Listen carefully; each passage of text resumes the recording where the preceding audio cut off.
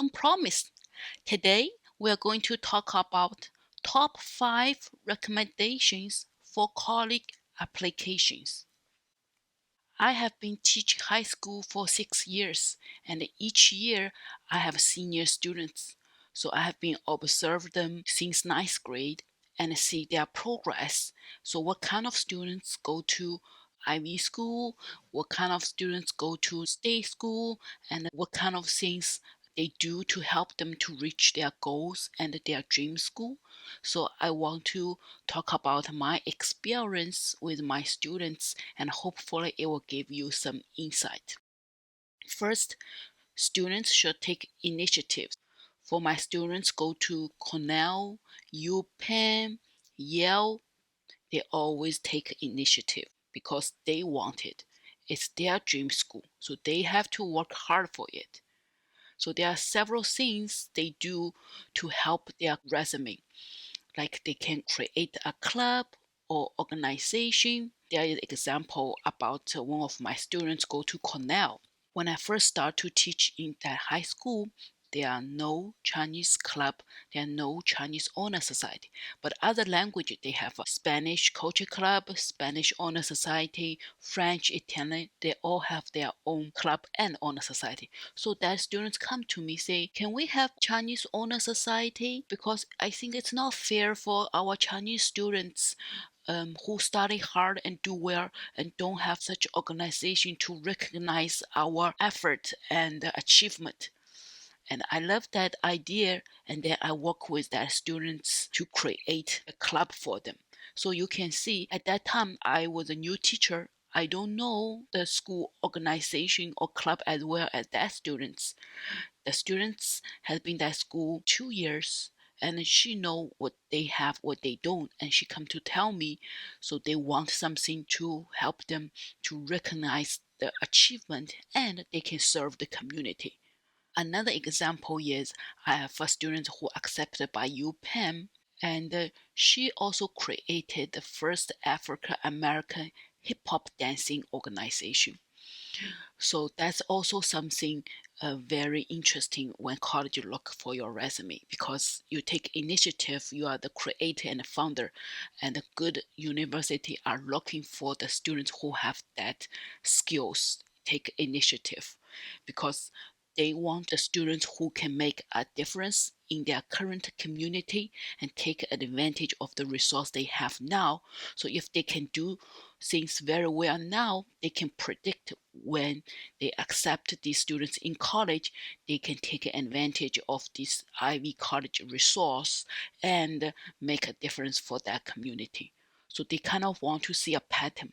What you did, they can predict what you will do when they offer you the resource. So why this Ivy school want to pick you? You need to show them what you have done. Next, extracurriculum are very important. So there are some advice I want to give for my students. If you are ninth grade, I would like you to explore different clubs. Just like when you're in college, when you're a freshman, you want to explore different things. And then later when you become sophomore, you know what you like. You know the same thing. For ninth grade, just imagine you're in college. You are in ninth grade, you want to explore different club and see what you like, what advisor you like. And then when you're 10th grade, you know the club you want to devote your time, and you can start apply for officer position. And why you start early? Because you never know, you maybe not get it right away.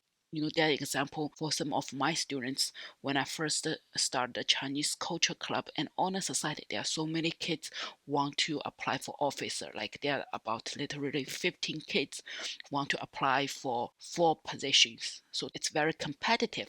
But I have a student who applied the first year, didn't get it. She continued to apply second year, and she also involved in the club even she didn't get the position.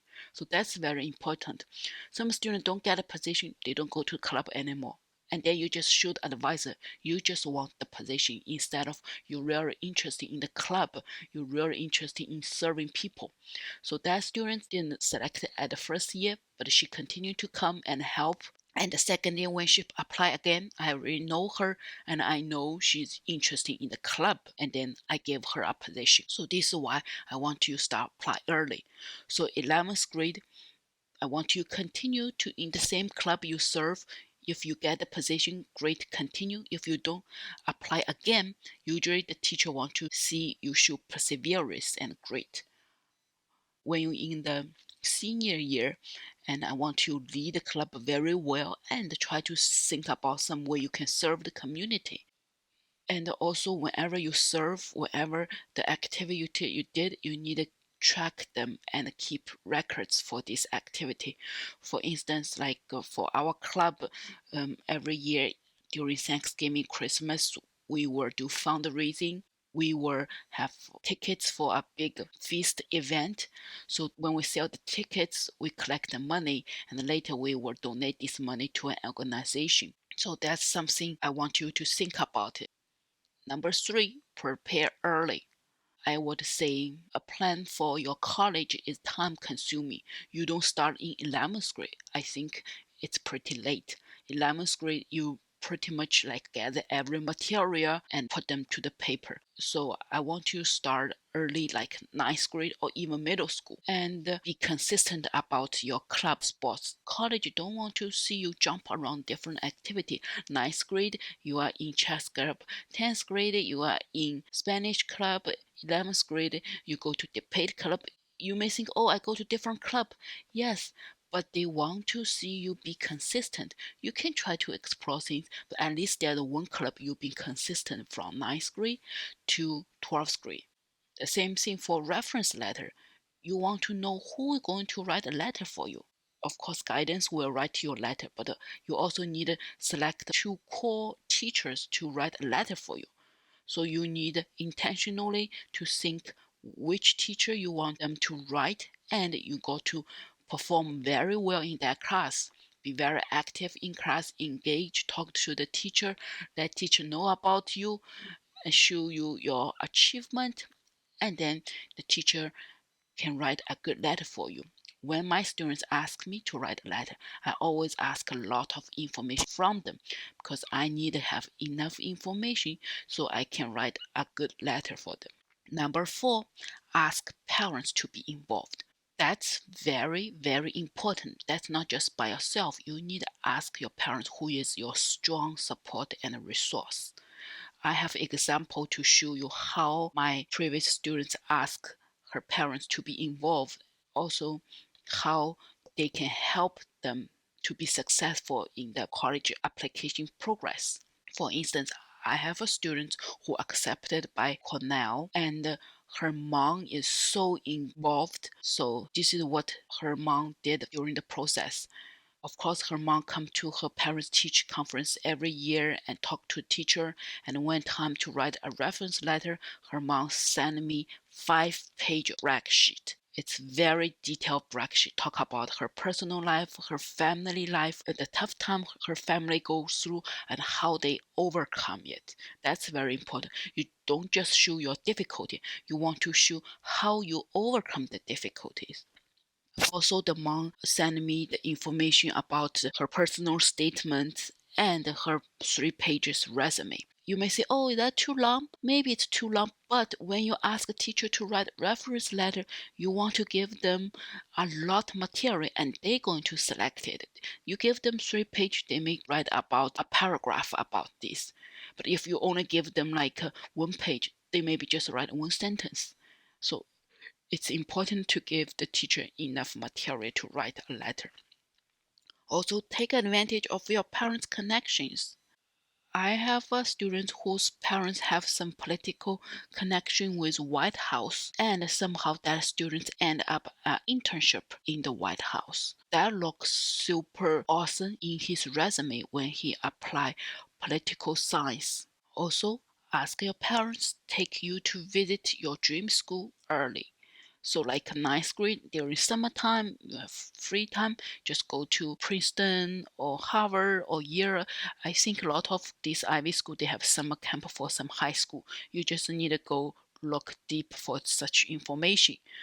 I don't want to just go to the campus to look around. I want to be involved in some activities. I want to be involved, talk to the professor and the students. Then you really sense it. Do you like that school? Do you really want to be in that school? Because these things can be a big motivation when you apply the school, because you want to know what kind of person you will be with, what kind of professor you will have. Number 5, SAT and GPA are important. I put them last because they are important, but if some students who really not that great, it's still okay. You can still apply for good school if your GPA and SAT are not that great. What I mean not that great is like 90-ish. Because I have a student accepted by UPenn whose average is 90-ish. I mentioned that before, the story about her initiative, African American Hip Hop Dancing Organization. That student's the average is 90-ish, but that's enough. Because when you really go to your career, your grades is kind of like your IQ. Is important, but your EQ is way more important than your IQ. Lot of leaders who have higher EQ. They may not good at certain things, but they can hire some people to do as long as they know how to manage people. Also, there are several ways you can help yourself to improve your GPA and SAT. For instance, ask extra credits when you didn't do well for certain tests. Go to extra help so you can get extra information sometimes, and also find a tutor if your parents have that financial support for you. So this is all my top 5 recommendation. I hope it will be helpful. And if you like my stress-free teaching, please subscribe. Golden Promise. Thank you.